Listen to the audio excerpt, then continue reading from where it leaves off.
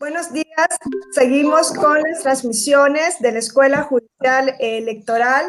Hoy tenemos el gusto de que nos acompañe otro gran amigo de la casa, el profesor Enrique Belda Pérez Pedrero. El profesor Enrique Belda Pérez Pedrero nos va a hablar hoy sobre dignidad y discapacidad, una perspectiva desde los derechos humanos. Pero antes de concederle la palabra, voy a presentar brevemente su ficha curricular. El profesor Enrique Belda Pérez Pedrero es doctor en Derecho por la Universidad de Castilla-La Mancha, es profesor titular de Derecho Constitucional de la misma universidad, autor de numerosas publicaciones, destacando los libros El poder del rey, Alcance constitucional efectivo de las atribuciones de la corona, la presidencia del Congreso de los Diputados, perfil de la actuación constitucional, las instituciones funcionaron 25 años del golpe, la protección constitucional y legal de la lengua de signos, los derechos de las personas y las funciones del Estado como límite a la supresión de las instituciones. ¿Qué le falta a la monarquía española para estar plenamente racionalizada? La monarquía española del siglo XXI. Y su última publicación, que ha sido Dignidad y Discapacidad, una perspectiva desde los derechos humanos. El profesor Belda tiene también publicados más de 50 artículos en revistas científicas y obras colectivas de las principales editoras jurídicas. Imparte con regularidad docencia en posgrados en diferentes países iberoamericanos, entre ellos México, Perú, Ecuador, Costa Rica, Nicaragua, República Dominicana, El Salvador y España. Es investigador del Centro de Normalización Lingüística de la Lengua de Signos Española, presidente del Instituto para la Gobernanza y la Racionalidad del Voto, fundador y coordinador de la Red Científica Internacional sobre Economía y Derecho Público, consejero del Consejo Consultivo de Castilla-La Mancha durante el periodo 2006-2019, ha sido también diputado del Congreso de España en la séptima legislatura 2000-2004 y secretario de la Comisión Constitucional de la Cámara del Congreso. Actualmente el profesor Belda es concejal del Ayuntamiento de Ciudad Real en Castilla-La Mancha. Dicho lo anterior y sin más preámbulos, le doy la palabra al profesor Enrique Belda y le digo de antemano que es un gusto contar con su participación hoy en estas conferencias magistrales de la Escuela Judicial Electoral. Cualquier pregunta, antes de darle la palabra, cualquier pregunta que tengan para el profesor lo pueden enviar a las redes sociales de la Escuela Judicial Electoral, en la página de Facebook o en la página de Twitter a la dirección @tepjf_eg. Dicho esto, le dejo la palabra al profesor Enrique Belda. Muchísimas gracias, doctora Wendy Jarquín. Les envío a todos un cordial saludo, también a todos los compañeros doctores, también magistrados, que hemos tenido ocasión de compartir estudios acá en la Universidad de Castilla-La Mancha y en otras universidades españolas y de los Estados Unidos mexicanos. En especial mando un afectuoso saludo al doctor Felipe de la Mata. Doctora Jarquín, es un honor participar con ustedes en esta serie de conferencias e intentaré que el tema, que es un tema muy genérico, como es el relativo a la dignidad en las personas con discapacidad, también pueda descender a los ámbitos competenciales del Tribunal Electoral de la Federación y, por tanto, dedicaré un tercio de esta intervención, el último tercio, a tratar los temas derivados del voto en las personas con discapacidad. Quedo a disposición de todas las personas que nos van a seguir a lo largo de esta sesión en cualquiera de nuestros países para responderles cualquier tipo de pregunta, o si no, también en mi dirección de Facebook Enrique Belda Pérez Pedrero en los días sucesivos. Bien, En primer lugar, sobre la dignidad en el derecho, yo quisiera hacer la siguiente consideración de entrada. La dignidad es un valor de carácter fundamental en la mayor parte de nuestros textos constitucionales en el derecho comparado. Un valor especial puede que similar a los valores superiores, pero también para el artículo 1.1 de la Constitución de Alemania, de la Ley Fundamental de Bonn, estaríamos ante un derecho similar a los derechos fundamentales. La doctrina alemana no termina de hablarnos, a pesar de estar manejada desde los mejores especialistas en la materia, de cómo se desciende a la asimilación del resto de derechos fundamentales a la dignidad. ¿Le podemos pedir dignidad a nuestros estados democráticos de derecho? Por supuesto que le podemos pedir. Lo que no queda claro es si nos la puede entregar por medio de similares mecanismos a cuando hace eficaces y posibilita nuestros derechos humanos más esenciales, más constitucionalizados, más claros. Probablemente la dignidad siempre vaya a necesitar el bastón, el báculo, el apoyo del resto de los derechos humanos para descender a nuestra realidad. Quiero decir que si es evidente que yo le puedo pedir a mi Estado democrático, alemán, español, mexicano, o Estados Unidos, o Argentina, le puedo pedir un respeto a la dignidad.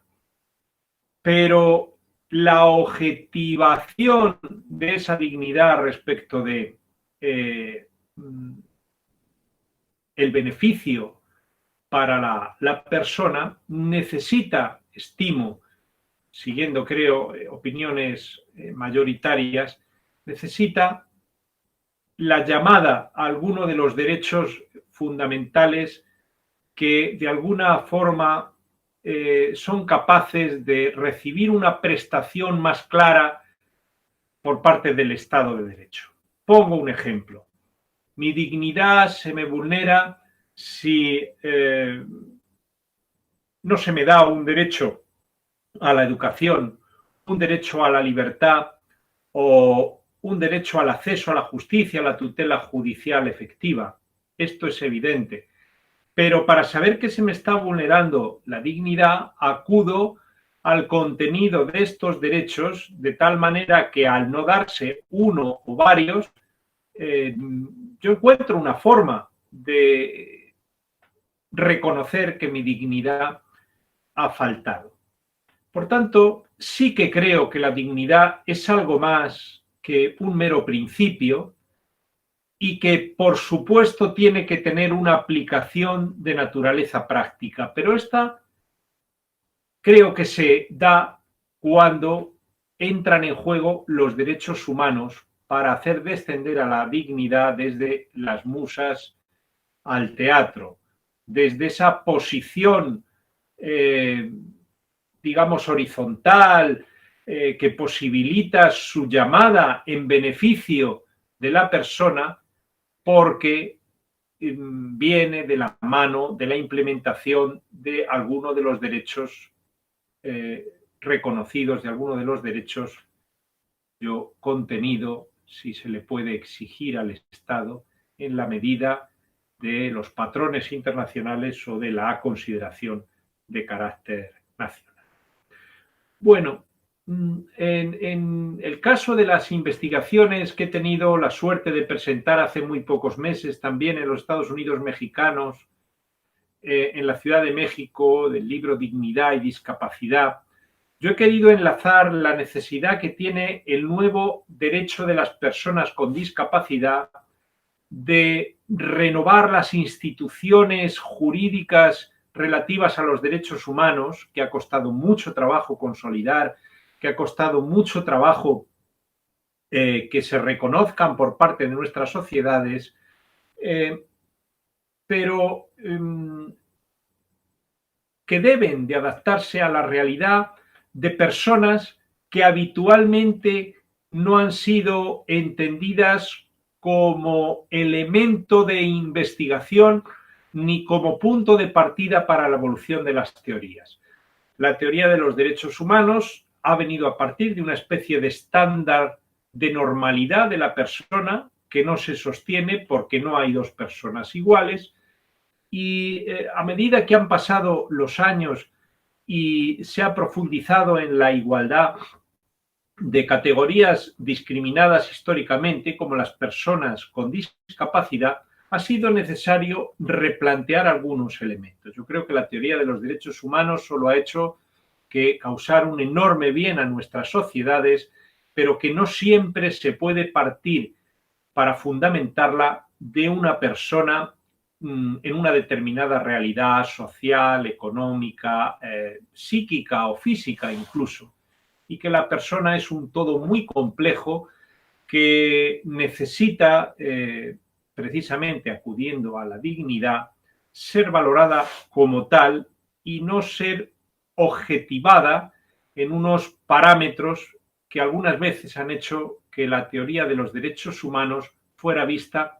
como algo lejano para las personas con discapacidad. En este ámbito de la investigación,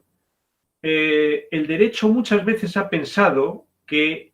la implementación, la aplicación de medidas de acciones de naturaleza positiva, medidas de discriminación inversa para potenciar la inclusión, era suficiente, ¿verdad?, para la ejecución de los derechos humanos en el ámbito de las personas con discapacidad y, en definitiva, para curar todos los vicios de origen que puedan tener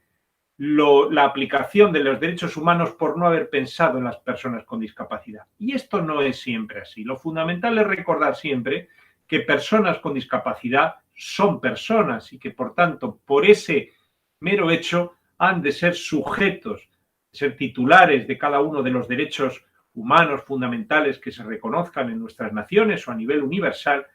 y no esperar a la implementación de esas acciones positivas que sirven para ayudar, pero no son constitutivas de esos derechos que tienen ya las personas con discapacidad por el mero hecho de ser personas. La dignidad, aparte de en este ámbito filosófico, debe ayudar también en el ámbito de la aplicación práctica. Y esto es de especial relevancia con la mayor parte de demandas de colectivos de las personas con discapacidad, cualquiera que sea el tipo de discapacidad de la que estemos hablando. Fíjense, durante décadas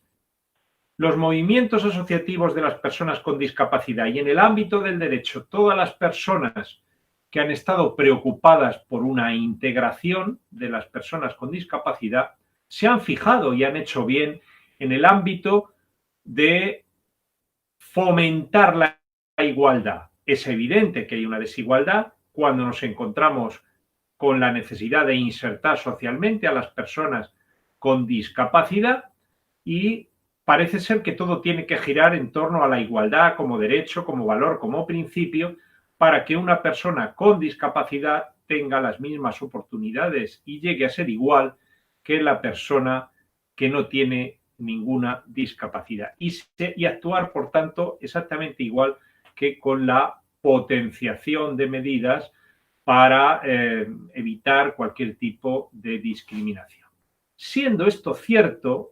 la igualdad no puede, y esto es una conclusión que modestamente en la publicación que he hecho recientemente y que he editado en México y también en España, pongo de manifiesto, y es que la igualdad sola en el ámbito de la discapacidad, si no es ayudada, si no es apoyada por la dignidad como valor, como principio, como elemento fundamental a tener en cuenta por parte de nuestros textos constitucionales, sea o no, como en el caso de Alemania, considerada un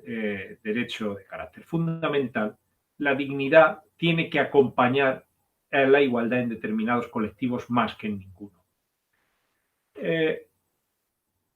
Recurro a muchos ejemplos. Es bien sencillo, a través de medidas de asistencia social y de asistencia económica, cuando el poder público lo hace, terminar igualando a una persona sin discapacidad y a una persona con discapacidad. Pero si la dignidad no está presente, los resultados pueden ser temibles. Es decir, si se pierde la referencia de las necesidades personales del discapacitado, de la discapacitada, el resultado puede ser atroz. Les he puesto a todos aquellos que se han interesado por esto que digo el siguiente ejemplo. Una persona postrada en una cama con una gran discapacidad puede ser igualada socialmente en la atención sanitaria y social si los poderes públicos van a su domicilio y le auxilian durante las veces que sea necesaria al día o a la semana, en un estado ideal de bienestar en el que los poderes públicos y los servicios sociales actuaran de esta manera. Sin embargo, si a esa casa, si a ese domicilio de una persona con gran discapacidad, para levantarla de la cama, para lavarla en la ducha, en la regadera, que dicen ustedes, para asearla diariamente, en vez de ir una persona o dos o tres, pasa por su domicilio una auténtica procesión o rosario de trabajadores sociales, sanitarios, con la mejor de las intenciones, esta persona puede ver lesionada su dignidad, siempre en relación con otro tipo de derechos, intimidad, imagen. Claro, pues a nadie nos gusta que fuera de determinadas circunstancias nos vayan a ver desnudos, como para una persona que está postrada en esta situación tenga que pasar por 20 o 30 manos distintas a lo largo de un mismo mes. De tal manera que puede que el poder público esté en disposición de prestar una asistencia de salud personal, en este caso, para el movimiento de esta gran discapacitado, pero si no se implementa esta medida de actuación con la persona discapacitada, con la presidencia de la dignidad como idea madre que proteja ese entorno de valoración personal, pues difícilmente podemos hacer nada. Voy a irme, dado el foro que estamos, el Tribunal Electoral, a otro ejemplo en el ámbito del voto. En muchos de nuestros países, la legislación mandata a aquellas personas que están encargadas el día de las votaciones de organizar las mesas electorales, la recepción efectiva del voto el día de las votaciones, para que si va a emitir el voto una persona con discapacidad que sea usuaria de silla de ruedas y el local de emisión del voto no está adaptado para que esa silla pueda acceder, pues que la urna se pueda trasladar a el último lugar donde pueda acceder con la silla la persona con discapacidad, habitualmente la vía pública. Es evidente que el derecho de participación política en la vertiente de emisión de sufragio, el derecho del voto, no se va a vulnerar porque la persona con discapacidad va a ser igualada a aquella persona que, discapacitada o no, no es usuario de silla de ruedas y puede acceder al lugar habitual donde está la urna. Pero sí es evidente que si esa urna se le lleva a esa persona a la calle, hay una considerable merma de su dignidad relacionada con su integridad de carácter moral. Él se ha visto ejercitando el voto en una situación distinta, señalada, y a lo mejor quiere pasar desapercibido. Y esto pasa en todo el ámbito de las personas con discapacidad. Vámonos a otra discapacidad. Una persona sorda, una persona con sordera, que quiera recibir, pues, por ejemplo, educación de carácter universitario o de carácter secundario y vaya a ser favorecida en principio con tener los puestos más cercanos a la persona que está impartiendo clase en un estrado, en una universidad o en un instituto o en un colegio. Pues es evidente que la persona sorda va a poder, por la cercanía, tener mayor facilidad de aprehensión sensitiva, pero bueno, esto no es todo. Se pueden dar muchas circunstancias. Imaginemos también la enseñanza que se desarrolla en determinadas edades. Fijémonos, por ejemplo, en la persona sorda que no puede integrarse en su grupo humano de clase y tiene que seguir esa explicación desde ese primer banco, o bien si es usuario de una silla de ruedas o simplemente si su nivel de audición es muy escaso, muy cerca de donde se produce la explicación. Bueno, ahí se está, en fin, haciendo una, digamos, una ayuda que puede resultar incómoda para la persona. Y la dignidad tiene que intervenir en esa operación para facilitarle otro tipo de métodos, como puede ser la libre disposición del espacio, pero ayudas destinadas a incrementar, pues, por ejemplo, con aparatos ortoprotésicos y con cascos, una mejor comprensión. O, por supuesto, si la lengua natural de esa persona sorda es la lengua de signos, la lengua de señas, como dicen en algunos de nuestros países, la lengua de signos, pues si esa es su lengua natural, se produce una clara merma de su dignidad y también una merma de su derecho a la educación si se utiliza como lengua vehicular la oral, y produce, obviamente, una situación de discriminación, siempre que el ordenamiento, pues como en el caso de España, algunas zonas de su república, tenga oficializada la lengua de signos. Es decir, la dignidad en todas las operaciones está presente para recordar que estamos no solo utilizando el derecho para igualar a la persona con discapacidad, sino que estamos utilizando el derecho para una persona que tiene circunstancias, tiene sentimientos exactamente igual que la mayoría, y que el fin último no es la igualación, que el fin último es la integración efectiva, la inclusión, el que vaya a ejercitar ese derecho como lo hacen las personas que no tienen ninguna circunstancia relativa a la discapacidad. Bien, pues les he puesto estos ejemplos y a las personas que no estén familiarizadas con la dimensión de la dignidad en el mundo del derecho, probablemente se les pueda quedar el regusto a pensar, bien, pero ¿qué es en concreto la dignidad de la que me están hablando los juristas? Bueno, pues la grandeza de la dignidad es que es muchas cosas. Es un concepto que, como bien nos ha recordado el profesor argentino, residente mucho tiempo en Alemania, profesor Ernesto Garzón Valdés, es un concepto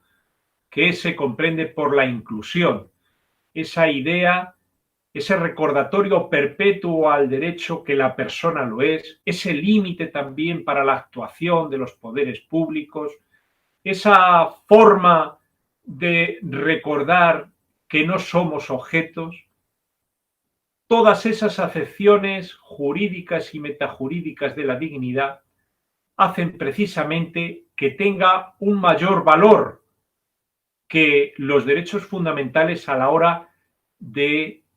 poder adaptarse a circunstancias particulares. Pero cuidado, no creo que sea suficiente para sustituir a los derechos fundamentales. Viene a ser,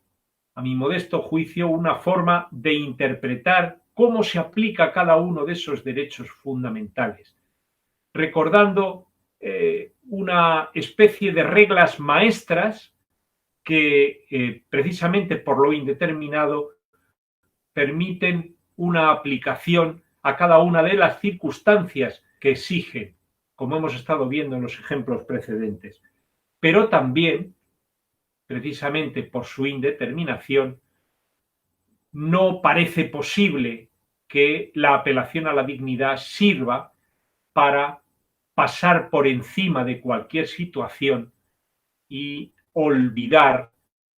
la presidencia del principio de legalidad, la presidencia en el sistema de los derechos tal y conforme estén constitucionalizados o desarrollados legalmente, esa normatividad efectiva. Por tanto, es bienaventurado emplear la dignidad, pero no por ello el derecho se tiene que cruzar de brazos para no tenerla presente en la adaptación de los derechos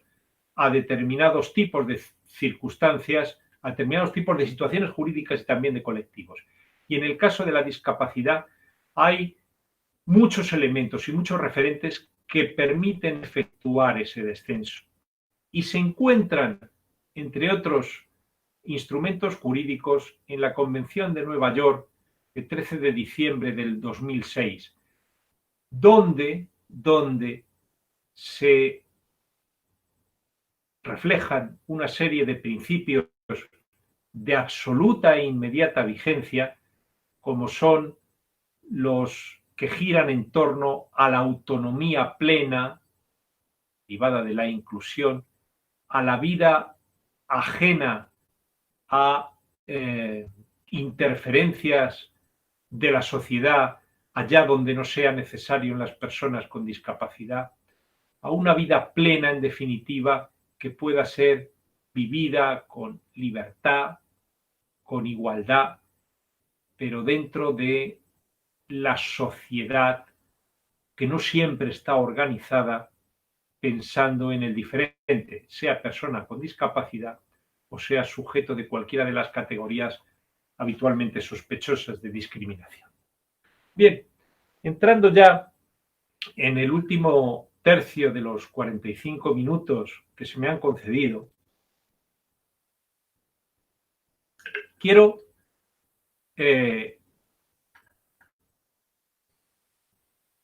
centrarme en el problema que, a mi juicio, después de varios años, varias décadas, diría yo, de relación con el ámbito de lo que ahora se llama derecho de la discapacidad,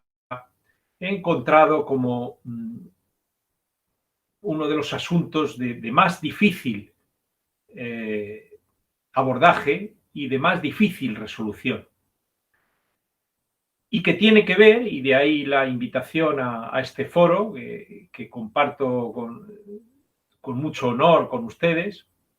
que tiene que ver con el ámbito de la emisión del voto y de la participación política en general. Me estoy refiriendo a el voto de las personas con discapacidad y cómo influye también la dignidad en este caso. Les podría decir que cuando estamos hablando de personas con discapacidad de carácter psíquico o físico, o sensorial, una persona ciega, una persona sorda, una persona en silla de ruedas, una persona con cualquier tipo de discapacidad de carácter físico, la participación política puede ser bien sencilla siempre que los estados de derecho, nuestras repúblicas, nuestros estados, tengan una mínima complicidad de carácter económico. El episodio que les narraba hace unos minutos sobre la silla de ruedas se va a seguir produciendo, lamentablemente, por escasez de recursos en muchos de nuestros países, pero se solventaría con una adecuación del acceso arquitectónico mediante rampas, puertas, ascensores que posibilitaran la entrada.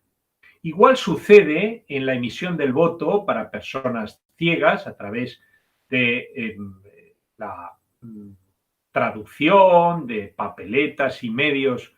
informáticos o en papel a la lengua braille, o en muchos casos también programas políticos para personas sordas, a través de diversos medios de interpretación y traducción. Es decir, estaríamos ante un problema económico en esos problemas de participación de la ciudadanía,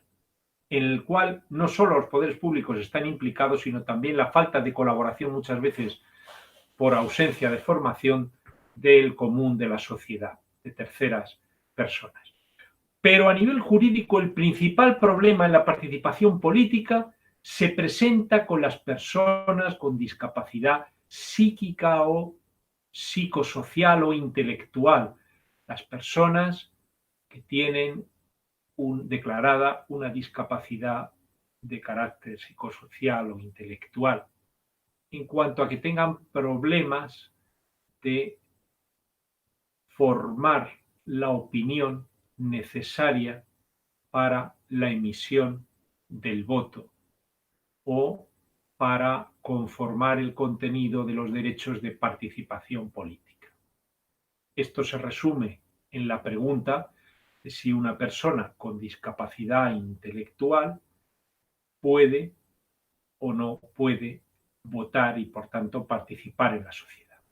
Esto no tiene una respuesta fácil ni una respuesta unívoca. Y ya anticipo que creo que debe ser caso por caso, pero partiendo de la generalidad de que no se puede o se debe negar el derecho a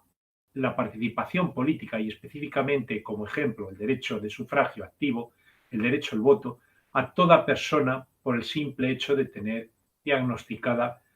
una discapacidad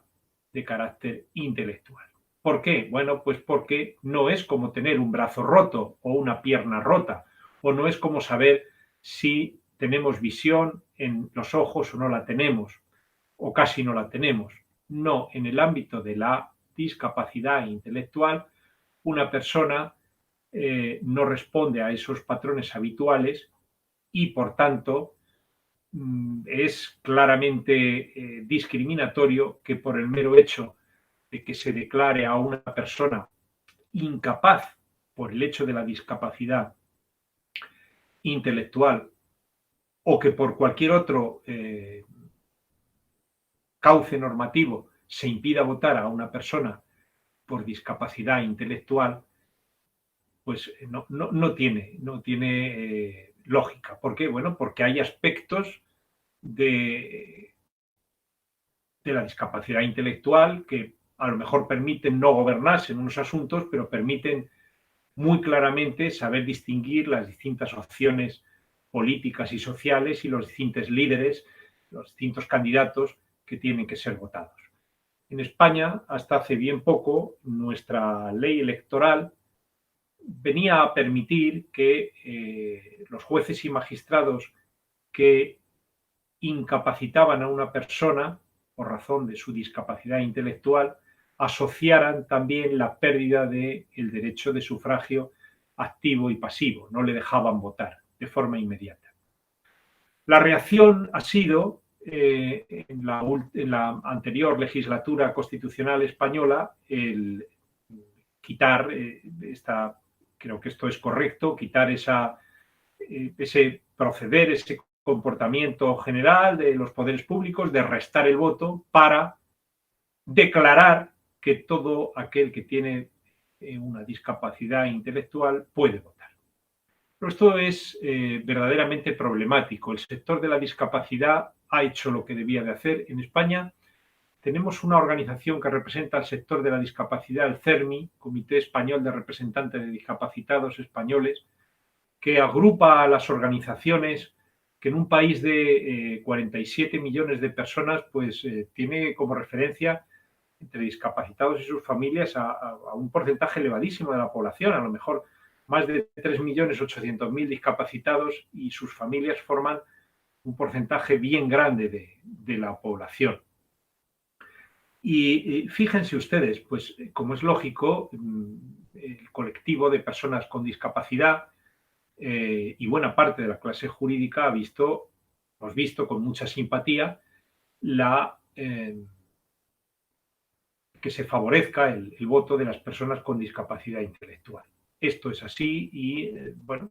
igual que no se evalúa ni a usted que me está escuchando, ni a mí, ni a muchas personas si tienen o no capacidad de votar, porque a lo mejor nos lleváramos una sorpresa, ¿no? De cómo llevan a cabo ese proceso racional para ver por qué votan a un candidato o a otro candidato, a un partido o a otro partido, a un presidente o a otro presidente.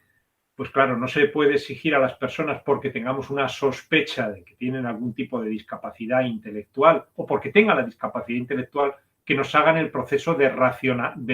racionalizar el por qué votan o por qué no votan. Esto, en fin, llevaría probablemente a quitarnos el voto a muchos de nosotros que podemos terminar votando pues por simpatía, por recuerdo o por mera conveniencia. No. Pero dicho esto, es un poco, en fin, problemático que en un derecho que necesita una integración de carácter lógico, racional, vayamos a pretender que absolutamente todas las personas con discapacidad intelectual están en condiciones de emitir un voto. No hay por qué sospechar lo contrario, pero al menos tendríamos que tener un límite, y es que nadie votara por ellos, que no se produjera el voto por sustitución. Algunos, por circunstancias de la vida, tenemos relación con personas que tienen elevadas discapacidades y en un caso también de este carácter intelectual, y sabemos positivamente que de llevarlos a votar votarían lo mismo que estuvieran queriendo votar la persona que lo cuida, su padre, su madre, su hermano, su hijo, no decidirían el contenido del voto. Esto es un grave problema para lo que se pide el derecho del voto y en general para todos los derechos de participación política que necesitan una integración. Fíjense, estoy diciendo una integración mínima y creo, y así se ha demostrado muchas veces con un elevadísimo número de personas con discapacidad psicosocial, intelectual, que existe más que suficiente capacidad para emitir el voto. Pero no en todos los casos. Y donde parece lógico que el mundo del derecho, y cómo no también, el correcto funcionamiento de un sistema democrático ponga ese límite, pues en que no se produzca una situación de sustitución por la ausencia total de capacidad para la emisión del voto. Fíjense, esto no solo se da en las personas con discapacidad intelectual como colectivo, sino que puede darse en otro tipo de personas a las que no se les pone este reparo de que vayan a votar, personas de elevadísima edad que pueden ya en la práctica tener una circunstancia similar a la de un discapacitado intelectual grave y sin embargo no están incapacitados o no están diagnosticados, o, por no ir más lejos, personas que han accedido por razón de su edad a la edad legal para votar y a lo mejor tienen una extraordinaria madurez desde los 14 años, pero hay otras que no alcanzan esa madurez hasta mucho después. Por lo tanto, no se puede privar a la persona con discapacidad intelectual por ese motivo del voto, pero sí personalmente a todas aquellas personas que vayan a querer emitir el voto de una forma absolutamente ajena a su interés y el voto acabe siendo emitido por sustitución, habitualmente de la persona que le acompaña o en el caso del voto por correo, por la persona que la gestiona. ¿Y cómo está aquí presente la dignidad? La dignidad está presente para ayudar a aquella persona que tiene la discapacidad intelectual para que no sea objeto de una prevención como miembro de un grupo humano que tiene una discapacidad o en algunos casos pues una enfermedad, cuando se trata de una enfermedad mental, que no sea excluido por esa circunstancia, pero también juega el límite, es decir, esa idea que propongo, que en ningún caso el voto sea objeto de sustitución por una tercera persona, por su cuidador, por su padre, por su madre, por su hijo, por su hermano, por la persona al cargo de la institución donde esté, donde se aloje por orden judicial, no pueda ser sustituido en la emisión del voto. ¿Y esto por qué está la dignidad presente? Pues obviamente porque a nivel social se vulneraría la dignidad de todos los discapacitados, de cualquier índole, cuidado, no solo intelectual, sino física, sensorial, que estuvieran emitiendo el voto. Imagínense ustedes la sociedad que conozca de casos de personas con absoluta imposibilidad de gobernarse por sí mismo en los términos de la legislación civil, con imposibilidad absoluta de elegir entre varias opciones de naturaleza política, con imposibilidad absoluta de distinguir líderes, que son pocos casos, pero los hay. Imaginemos el efecto que produce en la sociedad cuando a esas personas se les deja votar y implican que es por la situación de igualdad por ser discapacitados. En ese momento, a todo el colectivo de personas con discapacidad se les mete en el mismo saco, en el mismo conjunto, y parece que es un derecho que se tiene no por el hecho de ser personas, sino por una concesión graciable. Evidentemente, una persona, por ejemplo, con uno de los síndromes mayoritarios en nuestras sociedades, personas con síndrome Down, la mayor parte de personas con síndrome Down pueden votar. Y, por supuesto, todas las personas que tienen una discapacidad de carácter físico pueden votar. Bien, la dignidad de estas personas que sí tienen la capacidad de elegir puede verse menoscabada, cuando menos, si se concede el voto a todas las personas por el mero hecho de la discapacidad y en ese cupo, en ese núcleo, entran personas que no van a decidir por sí mismos. La minusvaloración que se produce sobre ese grupo mayoritario de personas con discapacidad que pueden votar es bastante evidente. Por no hablar de otras consideraciones, para no aburrirles y porque ha llegado la hora, referentes al propio derecho de voto. No tiene sentido que la participación política se produzca por sustitución en el derecho de sufragio activo, que es la principal manifestación de esa voluntad de la persona en concurrir en la res pública, en la cosa pública. Pues nada más, quedo a disposición de la doctora Jarquín para que me formulen las preguntas que consideren oportuno, y les agradezco muchísimo la atención a todas las personas que nos han seguido, cada una en distinto uso horario, desde las 11 de la mañana de Ciudad de México a las ahora ya 18:45 de la tarde de Ciudad Real, España.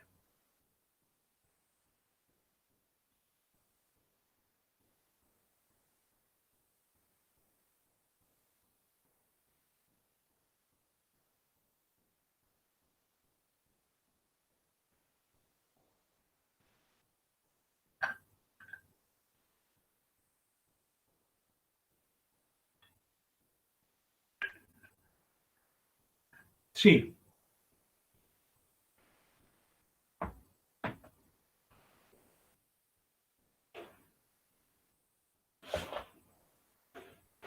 Tiene desactivado el micro, doctora Jarquín.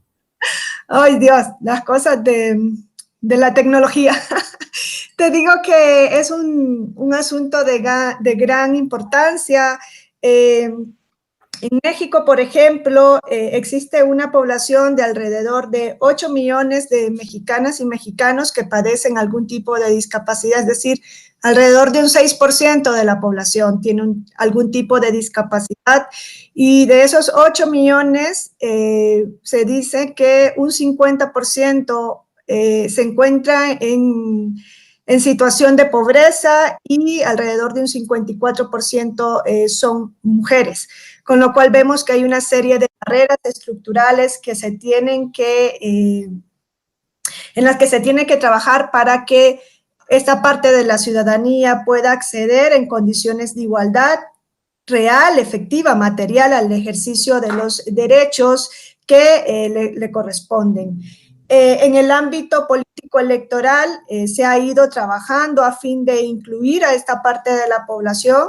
Recientemente, en este sentido, el Tribunal Electoral ha emitido una sentencia bastante relevante, una sentencia histórica,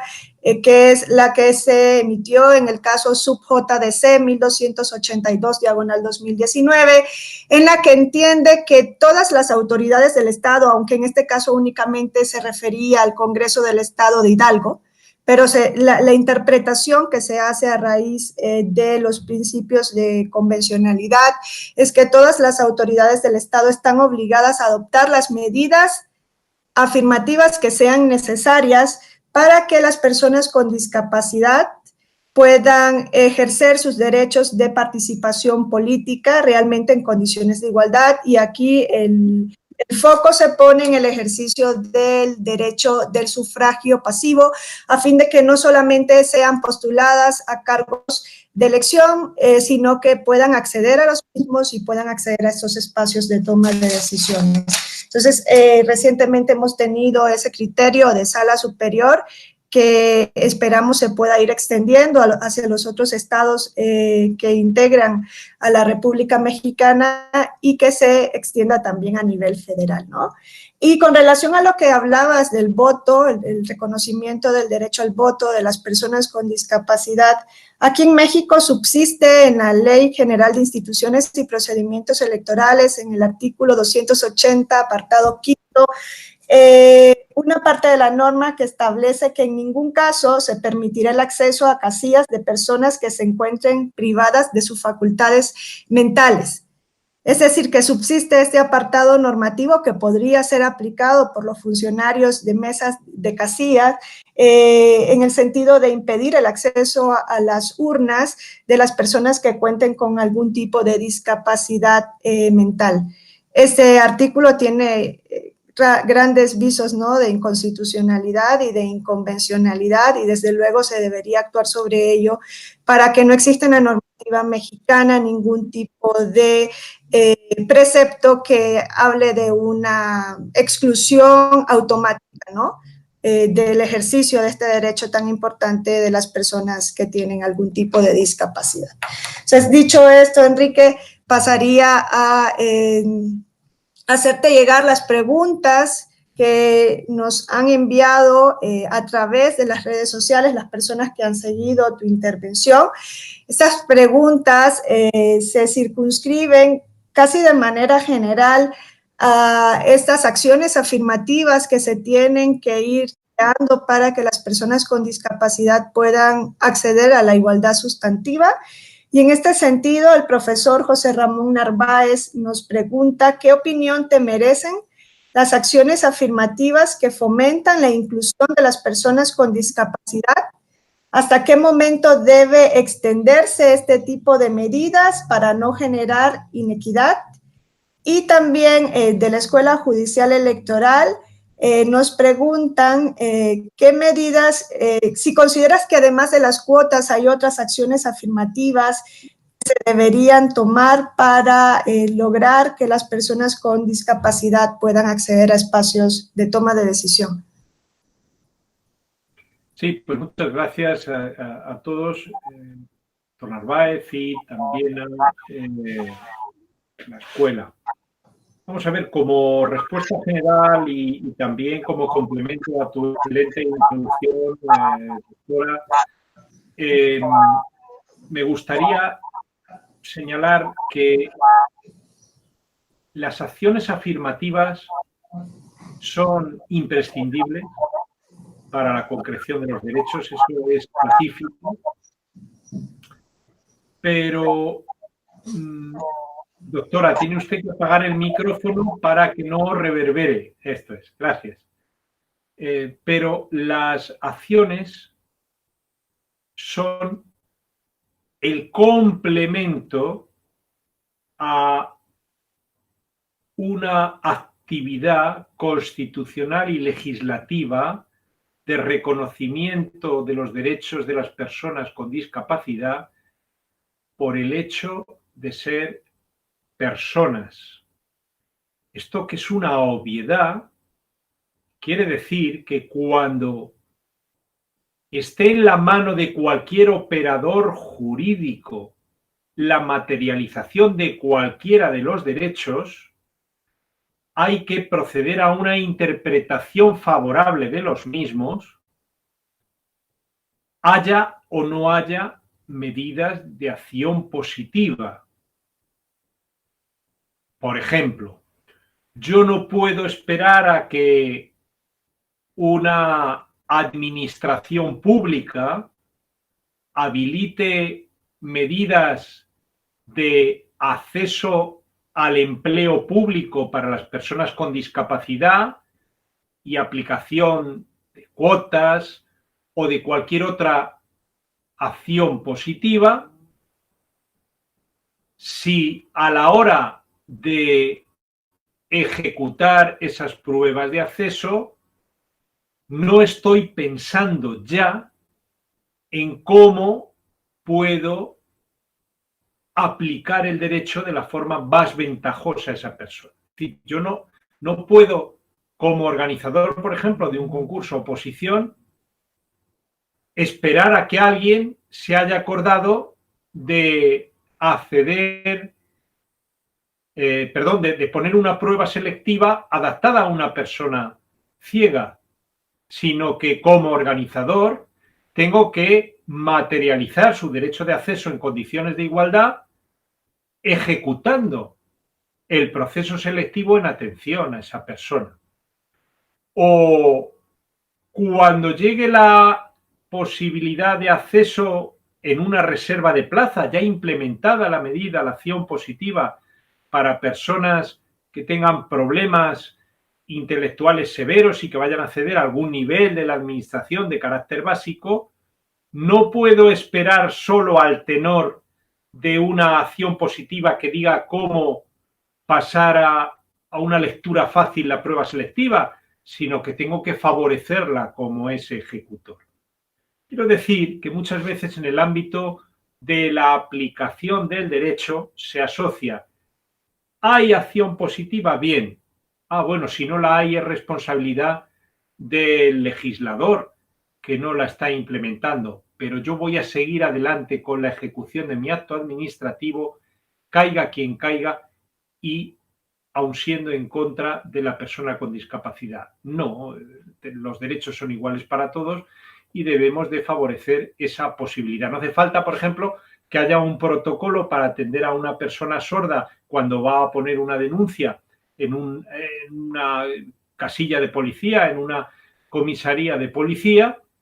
y si no, no se recibe la denuncia. No, es lógico que habrá que fomentar los medios para que se pueda adaptar a esa situación y la denuncia se formule y los derechos, la protección de los derechos de esa persona con discapacidad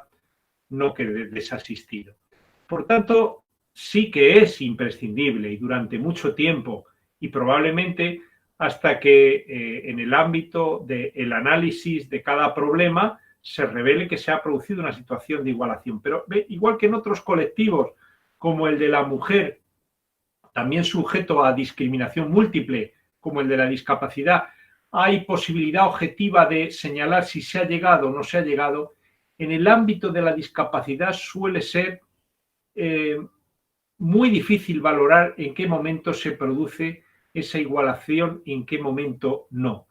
Por tanto, yo no pondría en sospecha de caducidad ninguna de las medidas, de las acciones positivas que se están desarrollando respecto de la incorporación de personas con discapacidad. Fundamentalmente porque la implementación de esas medidas, por lo menos así en España ocurre,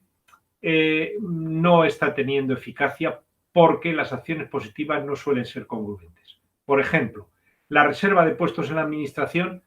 la reserva de puestos en oposiciones en concursos de acceso a determinadas plazas lleva muchos años en España y, sin embargo, nadie pide que esa reserva se termine porque ya se haya incorporado el suficiente número de personas con discapacidad. ¿Por qué no ha sido así? Han fracasado. ¿Por qué? Porque la voluntad era buena, pero no se han aplicado congruentemente las medidas y suelen quedar desiertas ese tipo de plazas. No sé si he contestado la pregunta, pero las acciones positivas no parece que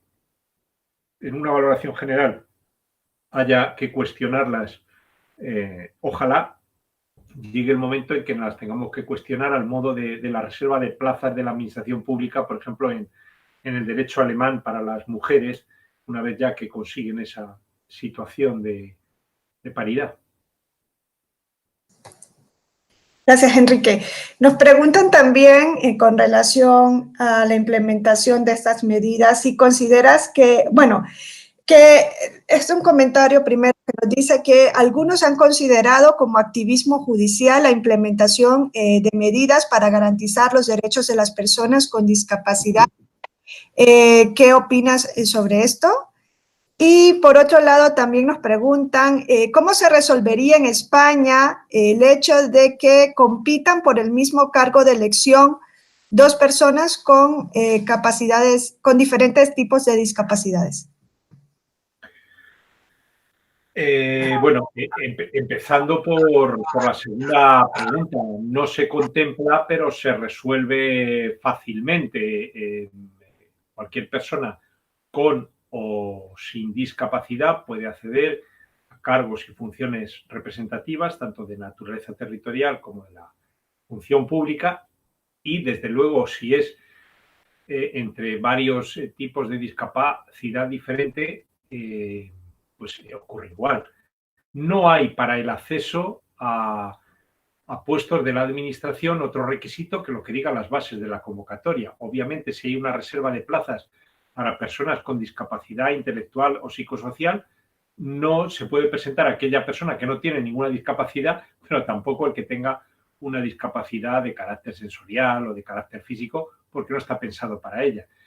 O cuando en alguna convocatoria de empleo se busca la integración de un determinado colectivo, la exclusión no se produce por razón de una discapacidad o de otra, sino porque esas plazas vienen determinadas para ese tipo de persona con discapacidad que puede no tenerlas para otros puestos. Pues hay muchísimas de las funciones directivas en nuestro país, las puede desempeñar sin ningún problema una persona sorda o una persona ciega o una persona con gran discapacidad, sin ningún problema. Por tanto, ahí exigen una ayuda, pero en otros aspectos de su vida, no en el de acceso al empleo público. Sin embargo, en ese ámbito sí lo exige unas personas con discapacidad intelectual para el acceso a determinados puestos de la administración. Esta es la fácil. Y la otra, la primera pregunta, es la difícil. La difícil. El activismo judicial por la aplicación de determinados principios convencionales o de una serie de valores que no son derechos en la mayor parte de países del mundo, como es este de la dignidad. Es muy difícil. Por eso yo he dedicado probablemente 15 minutos de los 45 que me han ofrecido a atar, a anudar, a anexar, a juntar, a unir de una forma inquebrantable la dignidad con los derechos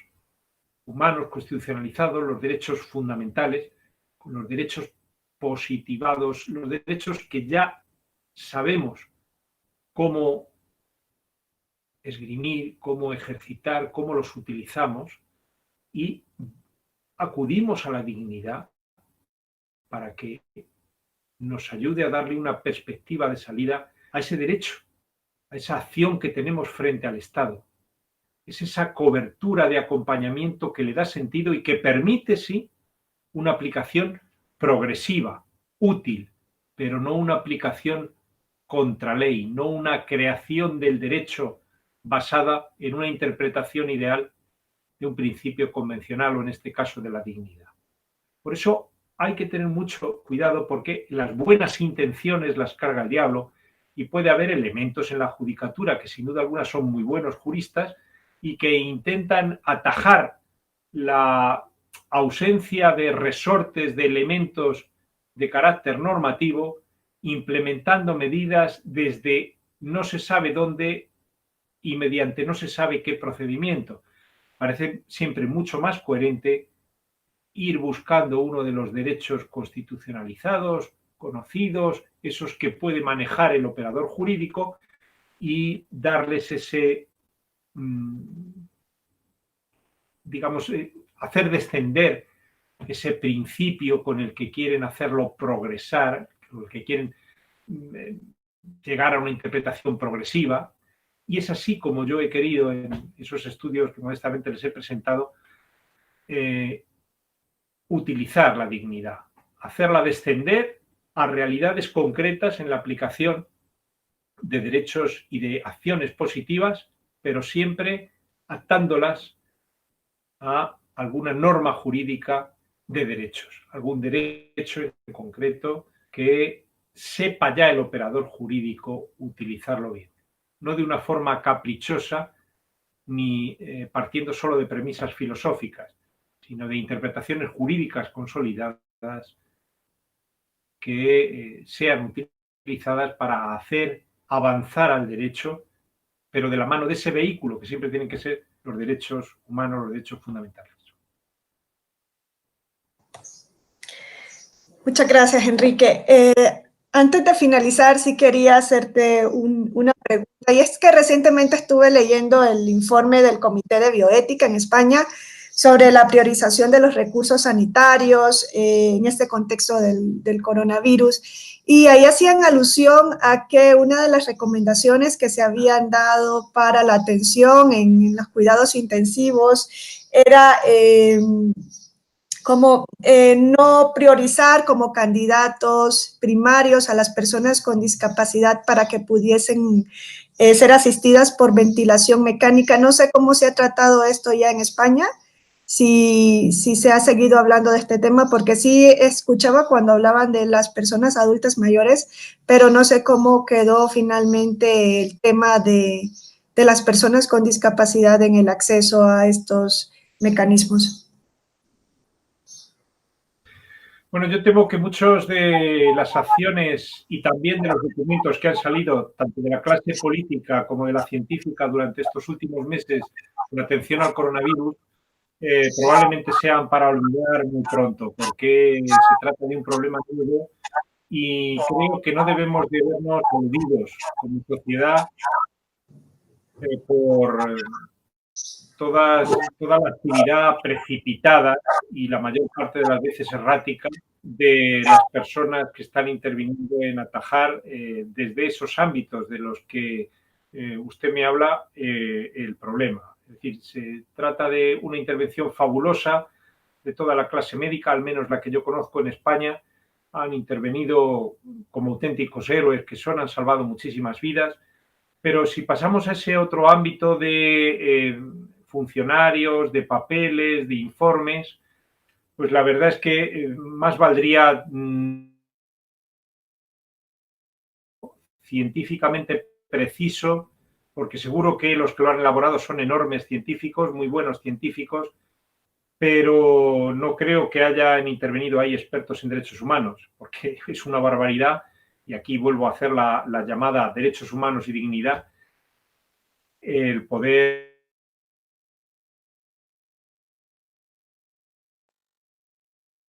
de, como seguro, pues bueno, no les demos respiradores, no les administremos el mismo tratamiento. Bueno, no, ni la edad ni la discapacidad para la mayor parte de enfermedades irán desechar por completo el tratamiento médico y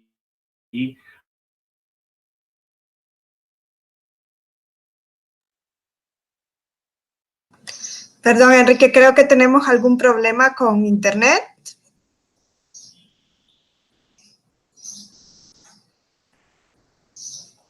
¿Hola? Bueno, no sé, parece que hemos tenido algún tipo de problema en la transmisión.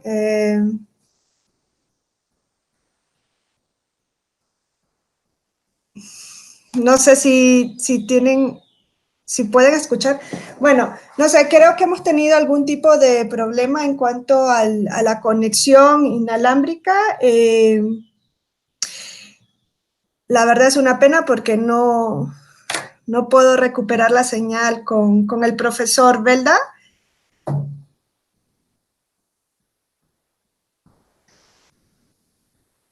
Bueno,